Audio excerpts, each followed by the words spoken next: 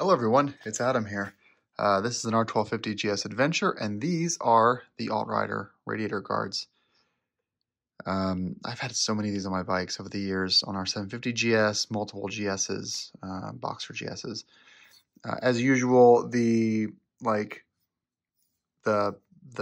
fit and finish, the quality, the texture, everything about these, the machining, it's just all so nice and professional.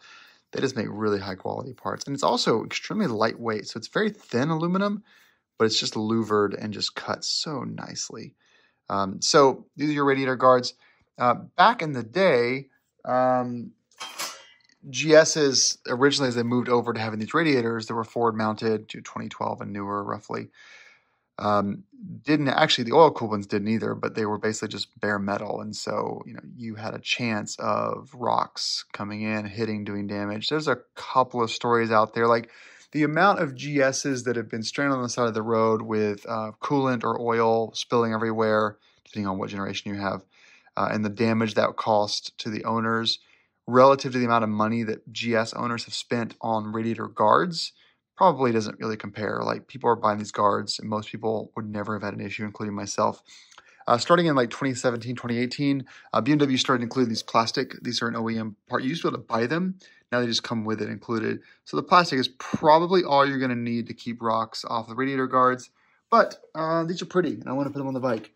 And so if you look at these, you have a bolt up there. You have a kind of like a slide carrier on top there.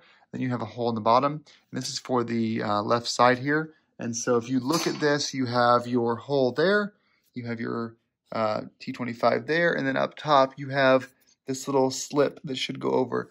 And so in order to get this off, first step you're going to do is you're going to unscrew this, and we're just going to pull this off and see if it just comes off. I think that's the only thing holding this on to the radiator on either side. We'll see in a second. I think this actually has some teeth here at the top that catch into place there. My view is different than yours because I have my bike fully disassembled, but it's the same thing. It's just a little bit more neck cranking to do this on a fully stocked, kitted out GS. Can you believe it's been a week since we've seen each other? Hi, Matilda. My union rep is back, and it's been a whole week. I removed the T25 from here. When you do this, you're going to see this just kind of slides right out of those teeth right there. I need two hands to do it.